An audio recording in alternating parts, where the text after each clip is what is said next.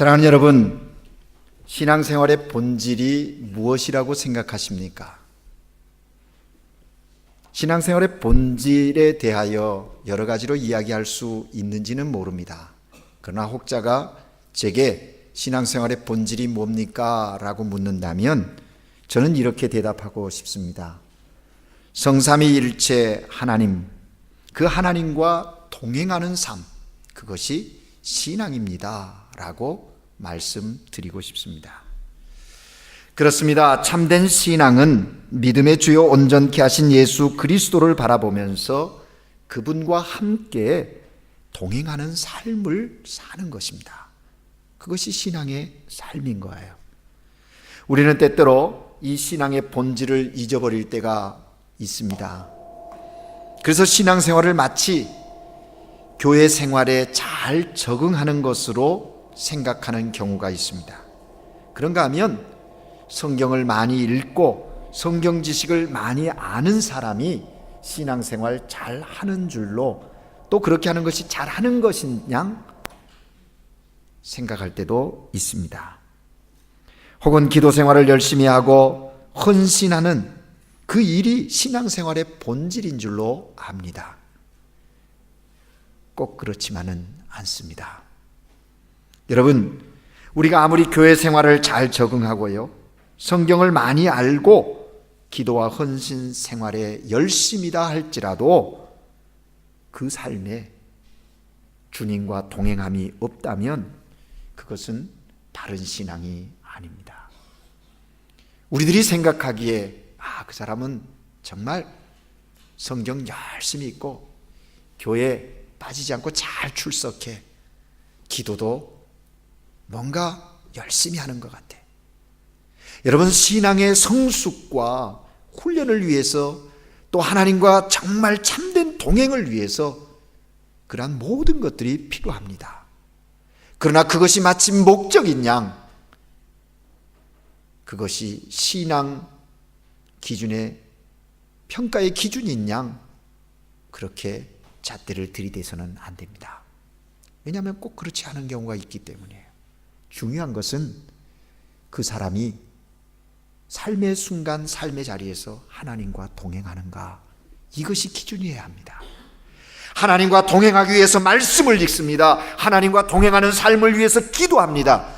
하나님과 동행하기에 내게 맡겨주신 일에 헌신하고 충성하는 것입니다. 그것이 하나님과 동행하는 것이기에요. 그럴 때 그가 건강한 신앙인이요 참된 그리스도인이다 라고 할 수 있는 것입니다. 사랑하는 여러분, 여러분은 하나님과 어떻게 동행하고 계십니까? 삶의 순간순간마다 믿음의 주요 온전케 하신 예수 그리스도와 동행하는 삶을 살고 계십니까? 그런 의미에서 오늘 우리가 읽은 본문은요, 우리에게 아주 특별한 한 동행자를 소개하시면서 그 동행하시는 분이 어떻게 동행하시는지, 그리고 우리의 삶에는 어떤 관계가 있는지를 하나님은 누가를 통해서 오늘 이 아침에 우리에게 말씀해 주시는 것입니다. 여러분, 오늘 우리가 읽은 본문의 배경은 그렇습니다. 예수님께서 십자가에 죽으시고 그 죽음의 사건, 부활을 기다렸는데, 오늘 이 사건에 등장하는 두 사람, 그들은요, 그 부활의 주님, 그 소식을 접했는지, 또 접했을 것 같은데 믿지 못하고 고향으로 돌아가고 있습니다. 고향으로 돌아가는데요, 저들의 귀향의 그 길이 어떤 사업에 성공을 해서 고향으로, 아니면 사회적으로 출세를 했기에 고향으로 가는 발걸음이 아니라, 그들은 그들의 삶의 꿈과 비전을 잃어버리고 실망과 절망 가운데서 고향으로 돌아가고 있는 것입니다. 우리가 잘 알듯이 예수님께서 십자가에 못 박혀 돌아가신 후에 주님을 따르던 제자들은 모두 실망과 좌절 가운데 그들의 삶의 길을 찾아 뿔뿔이 흩어져 버리고 말았습니다. 오늘 본문의 두 사람도 지금 비통함과 절망감에 빠져서 고향을 향해서 발걸음을 옮기고 있는 것입니다. 그들이 가는 곳은 엠마오라고 하는 마을입니다. 엠마오라는 말의 원문의 그 뜻은 모른다, 알지 못하는 길이라는 뜻을 갖고 있습니다. 한때는 꿈과 비전을 가지고 그리스도를 쫓아, 예수를 쫓아 그 공동체의 삶을 살다가 십자가의 죽음이라는 사건에 부딪혀서 저들은 비통함과 절망감을 가지고 자신들의 이제 그 앞길에 대한 불확실함과 그 좌절감을 가지고 지금 고향으로 가고 있는 것입니다. 그들은 지금까지 주님을 따라왔던 삶을 생각하면서 후회하는지도 모릅니다. 허탈감에 빠졌습니다. 결국에는 혼자 되었다고, 혼자 되고 말았다고 낙심하며 꿈도 비전도 잃어버린 채 그렇게 절망감에 붙잡혀 걷고 있는 것입니다. 그들은 지금 제자가 아닌 다른 종류의 삶을 구상하면서 길을 걸어가고 있는 것입니다. 그런데 여러분, 우리가 읽은 본문 13절서부터 그 사건이 시작되어지는데요, 거기에 보면 이런 절망적 상황 가운데 어느 순간인가부터 한 동행자가 그들과 함께하고 있음을 발견할 수가 있습니다. 그리고 그 동행자가 시리에 빠진 제자들과 함께 걸어가면서 결국에는 그들의 삶에 변화를 일으키는 그런 역사를 끌어내고 계시는 것을 우리는 이 사건을 통해서 볼 수 있다 하는 것입니다. 그 동행자가 누구입니까? 부활하신 예수 그리스도이십니다. 부활하신 주님께서 그들과 동행하면서 그들의 실망과 그 좌절을 희망으로 바꾸어 놓으셨습니다. 그들의 슬픔을 기쁨으로 바꾸어 주셨습니다. 그들의 모든 절망을 소망으로 바꿔 놓는 놀라운 역사를 이루셨다 하는 것입니다. 이것이 오늘 본문에 있는 내용이요, 메시지입니다. 그 부활하신 주님께서 오늘 이 아침 하나님께 예배하는 우리 모두에게 동일하게 찾아오셔서 우리의 인생의 여정 속에 동행하시면서 이러한 귀한 역사 이루실 줄로 믿습니다. 그 부활하신 주님이 어떻게 그들과 함께 하였는가? 우리는 오늘 본문을 주목해 보려고 합니다. 부활하신 주님이 그들과 함께 하시는데 침묵으로 먼저 동행하고 계시는 것을 볼 수가 있습니다. 오늘 우리가 읽지는 않았지만 오늘 본문 말씀 15절, 본문 말씀 앞에 있는 사건의 시작이 되어지고 있는 15절 16절의 말씀을 보면 그들이 서로 이야기하여 문의할 때에 예수께서 가까이 이르러 그들과 동행하시나 그들이 눈이 가리워져서 그인 줄 알아보지 못하였거늘. 예수께서 가까이 이르러 그들과 동행하셨다라고 말합니다. 보십시오, 여러분. 지금 두 제자가 자기들의 이야기를 열심히 하면서 걸어가고 있습니다. 여보게, 소문 들었나? 아, 무슨 소문? 우리 예수님이 부활하셨다는 소문 말이야. 아니, 그게 무슨 말이야? 죽은 사람이 어떻게 살아나겠어? 공연한 헛소문일 거야. 그건 그렇다 치고 앞으로 우리는 무엇을 하며 살지? 괜히 예수님만 쫓다가 예수님 따라 다니다가 돈도 못 벌고 이거 손해가 막심한걸? 글쎄 말이야, 결국 우리 참 비참하게 되었군. 이런저런 얘기를 하면서 가는 거예요. 여러분, 그들의 대화 속에 의심이 있습니다. 푸념이 있습니다. 신세 타령이 있습니다. 원망과 절망이 배어나오고 있는 거예요. 그런데 여러분 보세요. 그러한 상황에 처해 있는 저들 가운데 아무 말도 하지 않고 조용히 그들의 대화를 들으시면서 그들과 함께 동행하시는 침묵의 동행자 예수님이 거기 계셨다는 거예요. 부활하신 예수님께서 그 자리에 계셨다는 사실입니다. 두 제자는 눈이 어두워서 지금 부활하여 저들과 함께 동행하고 계시는 주님을 알아보지 못했다, 보지 못했다라고 합니다. 왜 저들이 보지 못했을까요? 하나님이 주신 예수 그리스도께서 함께 할 때 약속하셨던 그 약속을, 언약을 붙잡지 못했고, 그 하나님의 말씀, 주님의 말씀에 믿음이 없었기에 그건 다 잊어버리고 지금 자신들의 처지와 현실의 그 상황이, 환경이 너무 커서 그것에 가리워져서 정녕 보아야 할 부활하신 주님을 보지 못하고 있다는 것입니다. 사랑하는 여러분, 우리도 가끔 그럴 때가 있지 않습니까? 믿음 있게 살고 싶고 주님 늘 의지하며 믿음으로 승리하고 싶어요.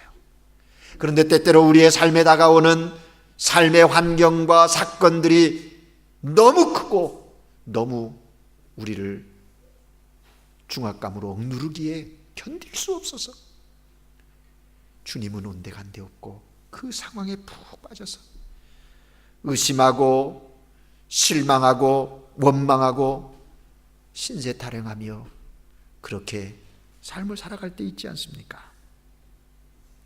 나 혼자 간다고 느껴지고, 불평하고 원망하며 낙심하고, 세상에 아무도 없다고 느끼면서 괴로워할 그때, 여러분, 그럼에도 불구하고요, 그런 우리 곁에 부활하신 주님이 침묵하며 동행하고 계신다는 사실을 잊지 마십시오.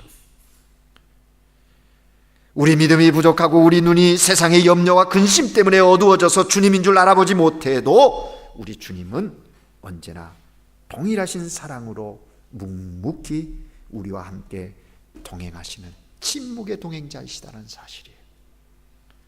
사랑하는 여러분, 이것이 우리에게 얼마나 큰 위로가 됩니까? 우리가 나밖에 모르고 세상밖에 모르면서 길을 가고 있을 때에도 우리 주님은 말없이 동행해 주십니다. 때로는 주님을 바라보지 않고 세상을 바라보면서 걸어갈 때에도 침묵의 동행자로 부활하신 주님께서는 우리 곁에서 묵묵히 우리와 함께 동행하고 계신다는 사실, 이것을 믿으실 수 있기를 바랍니다. 여러분 곁에 그렇게 주님은 동행하세요. 오늘 본문에 보면 이 부활하신 주님이요, 이렇게 침묵으로 그 제자들을 하는 이야기 다 듣고 동행하셨어요.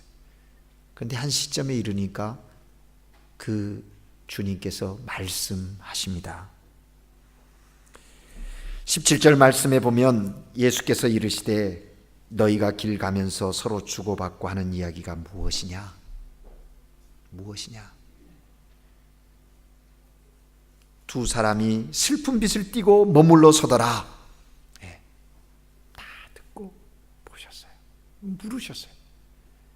그러니까 이들이 그 이야기를 듣고서 그 질문에 반응하기를 슬픈 빛을 띠고 머물러 섰다는 거예요.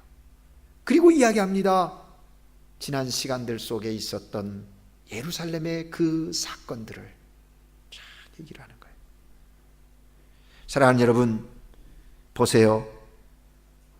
저들과 동행하셨던 부활의 주님, 누가 먼저 말을 걸고 있습니까? 제자들입니까? 예수님입니까? 예수님이 제자들을 향하여 먼저 말씀을 시작하셨습니다.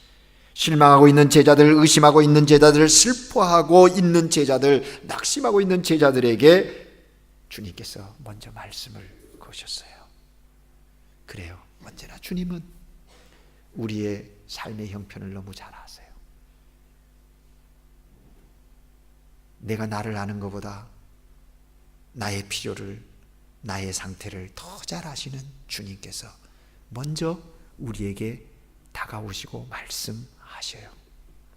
때때로는 우리가 먼저 하나님 앞에 나가서 코가 석자나 됐다고 울고 불고 눈물을 흘리는 것 같지만, 그러기 전에 먼저 주님이 우리를 찾아오시고 우리에게 말씀하신다는 거예요.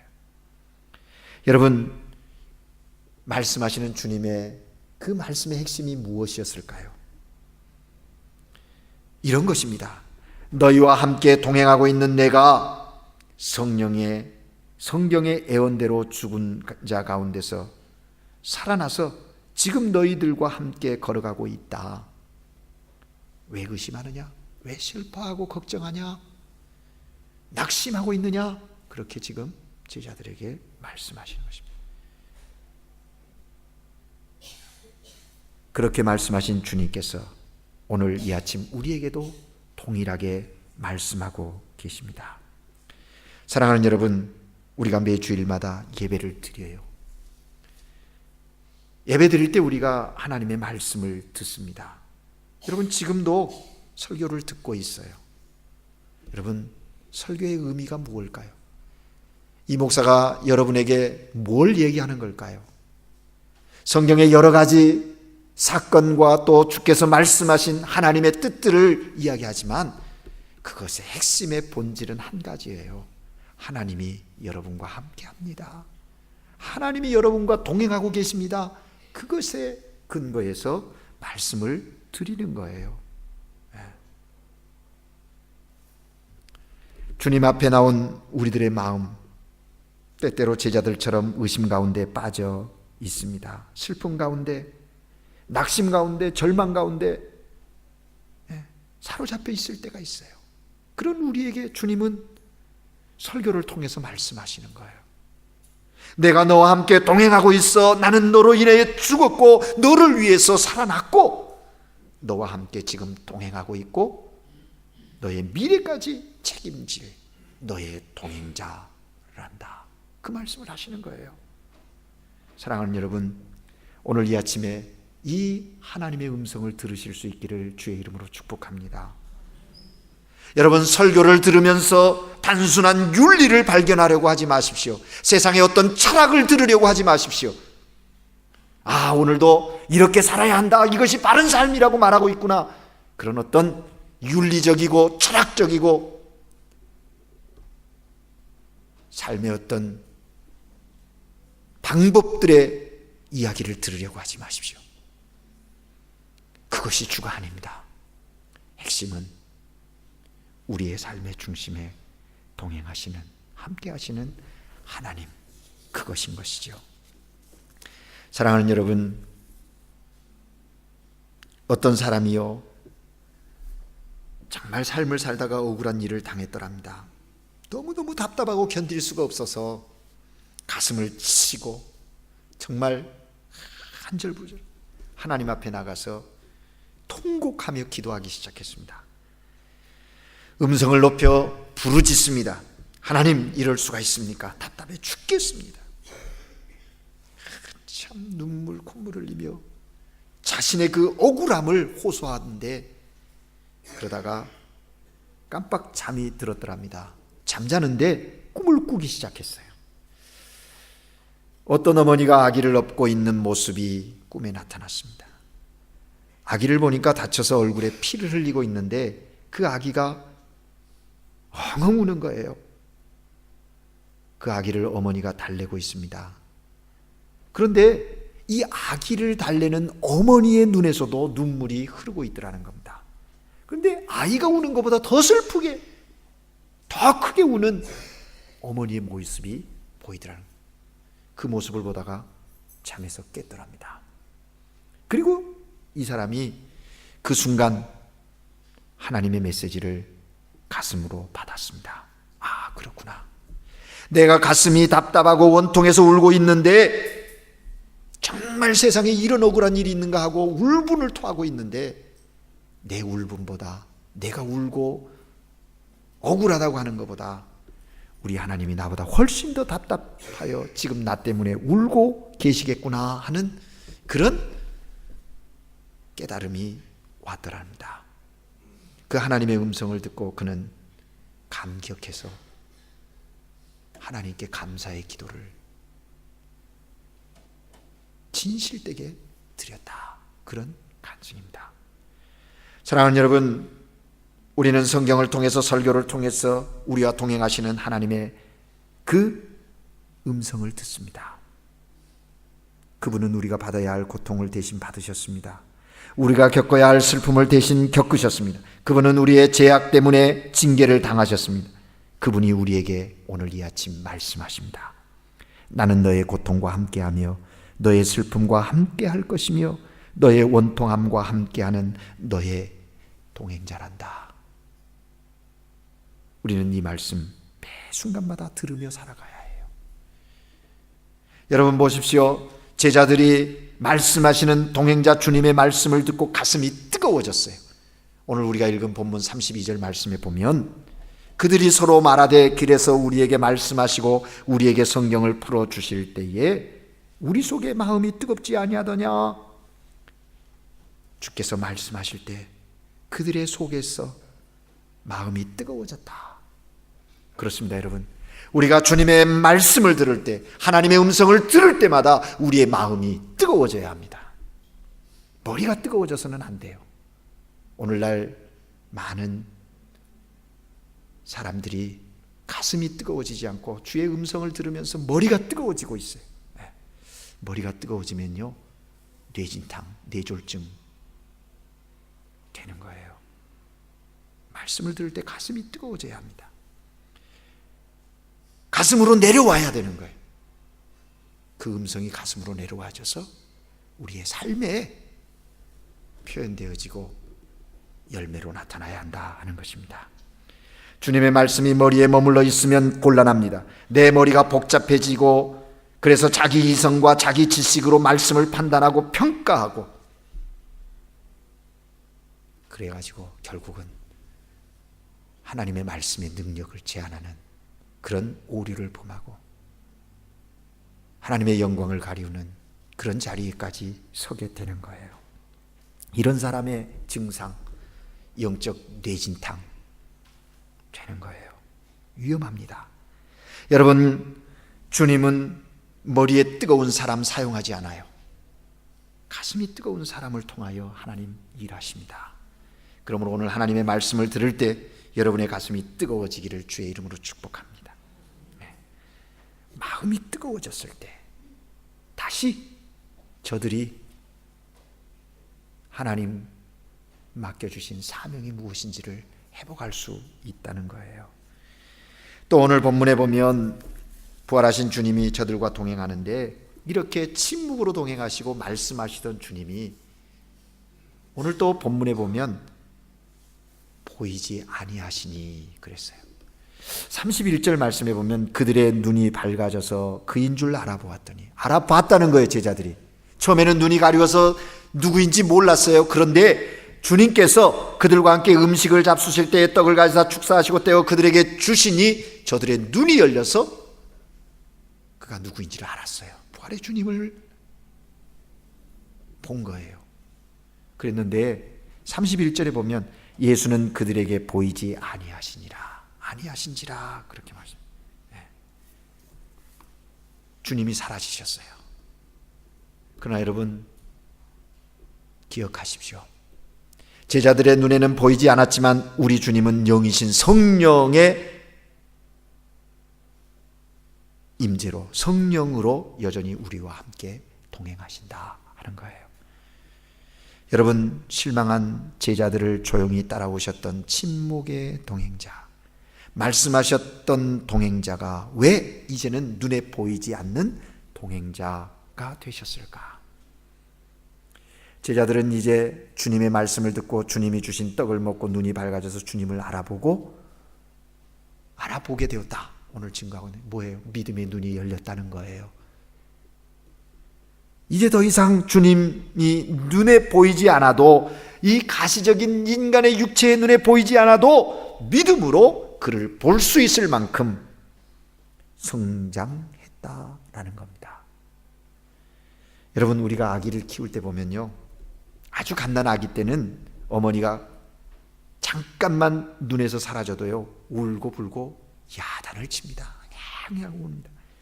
그러나요, 그 아이가 조금만 자라게 되면요 엄마가 옆방에 있어도 괜찮습니다. 부엌에서 뭔 일을 해도 괜찮습니다. 한 번씩만 가까이 와서 두들겨주고 까꿍 하고 가면 됩니다. 충분해요. 이제 조금만 더 잘하면요. 더 잘하면 어머니가 멀리 다녀와도 기다릴 줄 알게 돼요. 왜? 어머니가 다시 돌아오리라는 약속, 절대로 자기를 버리지 않을 것이라는 그런 믿음이 그에게 있기 때문이에요. 여러분, 이런 것을 우리는 성장, 성숙이라고 말하는 거예요. 마찬가지입니다. 믿음의 성장과 성숙, 그건 어디 있을까요? 주님, 더 이상 눈에 보이지 않습니다. 그러나 눈에 보이지 않아도 주님이 동행하신다는 것을 믿음의 눈으로 볼 수 있었던 것이지요. 하나님은 히브리서 기자를 통하여 우리에게 말씀하십니다. 믿음은 바라는 것들의 실상이요 보지 못하는 것들의 증거다. 그렇습니다. 눈에 보이지 않아도 믿음으로 볼 수 있어야 합니다. 우리는 믿음으로 우리 주님이 보이지 않지만 지금 우리와 동행하고 있는 것을 믿습니다. 지금 우리 주님을 손으로 만질 수 없지만 그러나 언제든지 나와 동행하시는 보이지 않는 주님의 손이 나를 붙들고 계시다는 것을 믿습니다. 우리 눈으로 볼 수 없지만 믿음의 눈으로 보면 바로 내 곁에 주님은 그 영이신 성령님으로 하여금 보이지 않는 동행자로 나와 함께 길을 걸어가고 계시다는 사실을 느끼는 거예요. 이게 믿음의 성숙이에요. 사랑하는 여러분, 우리 모두가 이런 믿음의 성숙의 성장의 자리에 이를 수 있기를 주의 이름으로 축복합니다. 내가 보아야만 믿겠다. 교만입니다. 정말 본 것만 믿겠습니까? 못 살아요. 살아갈 수가 없어요. 성령께서 우리에게 깨닫게 하시는 거예요. 내가 느끼지 못해도 여전히 내 곁에서 그 사랑으로, 변함없는 사랑으로, 때때로 나의 필요와 나의 상황 속에 잔잔한 음성으로 우리에게 말씀하시는 거예요. 그 음성에 귀 기울이고 그렇게 동행하는 거예요. 사랑하는 여러분, 오늘 본문은 여기서 끝나지 않습니다. 저들이 예수를 알아봤다, 그것으로 끝나잖아요. 오늘 본문 말씀 후반부에 보면 이 33절, 34절, 35절에 그들이 어떻게 행동하고 있습니까? 저들이 그 동행하시는 하나님, 부활하시는 예수 그리스도를 만난 후에 저들의 삶에 전환이 일어나고 있습니다. 곧 그때로 일어나 예루살렘으로 돌아가. 보십시오, 여러분. 그때 지체하지 않습니다. 돌이켜 엠마오로 내려오던 그들의 발걸음이 다시 예루살렘으로 향하는 거예요.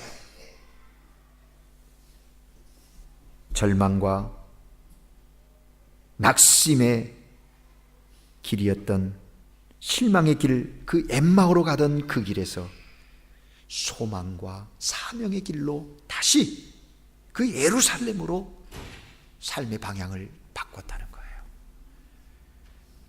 여러분, 예루살렘은 올라가는 길입니다. 엠마오는 내려가는 길이에요. 단순히 지리적 의미만 있었겠습니까?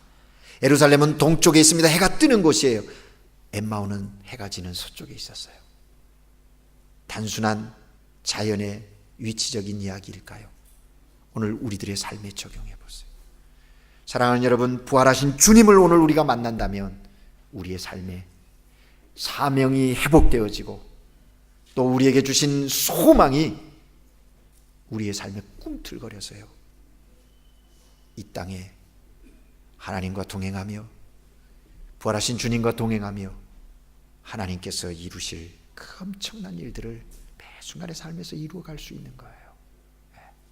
그들이 이제 이후에 어떻게 됐어요? 부활의 증인이 되었다라는 겁니다.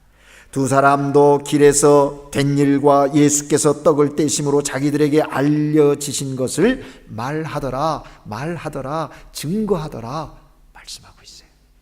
사랑하는 여러분, 여러분의 삶에 동행하시는 부활하신 주님, 그 부활의 주님, 여러분과 함께 하시는 임마누엘의 그 하나님을 여러분은 여러분의 삶의 자리에서 매일 증거하고 있습니까? 소개하고 계십니까? 특별한 시간, 특별한 날짜를 정해서 할 것이 아닙니다.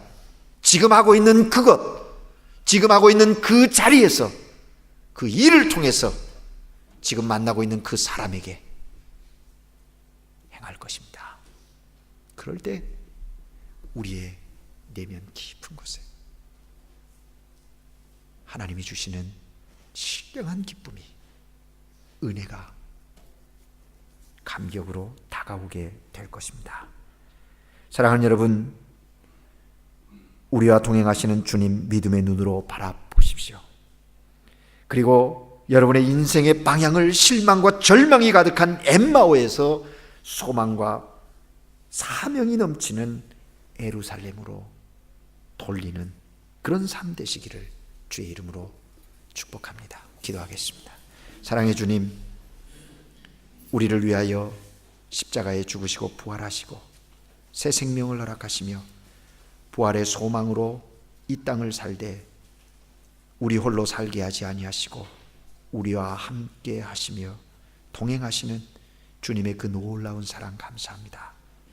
우리와 함께 하시오니 그 하나님의 크고 위대하신 사랑을 세계 열방 가운데 선포하는, 지금 나의 삶의 자리에서 부활의 주님을 증거하는 사명자로 살아가게 하옵소서.